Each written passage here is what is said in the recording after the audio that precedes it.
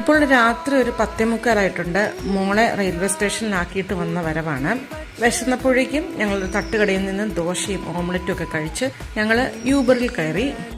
കാറിനുള്ളിലെ AC തണുപ്പിലൂടെ നഗരത്തിലെ കാഴ്ചകൾ കാണാൻ പ്രത്യേക ഒരു ഭംഗി തന്നെയാണ്. എന്തോ രാത്രിക്ക് ഏകാന്തതയുടെയും പ്രണയത്തിന്റെയും നോവുകൾ പറയാനുള്ളതുപോലെ. നല്ല പരിചിതമായ വഴിയിലൂടെയാണ് യാത്ര ചെയ്യുന്നെങ്കിലും ഒരിക്കൽ പോലും കാണാത്ത ആകാംക്ഷയോടെ ഞാനിരുന്നു. അപ്പം ഞാൻ ഇന്ന് പറയാനിരുന്നത് 11/11 പ്രത്യേകതയാണ്. ഇത് സാധാരണ ഭാഗ്യനിമിഷം അല്ലെങ്കിൽ ആത്മീയ ഉണർവ്, പുതിയ തുടക്കങ്ങൾ, ഇതൊക്കെയാണ് ഈ 11/11 സൂചിപ്പിക്കുന്നത്. ഇത് നമ്മൾ സാധാരണ ഏഞ്ചൽ നമ്പേഴ്സ് എന്നും പറയാറുണ്ട്.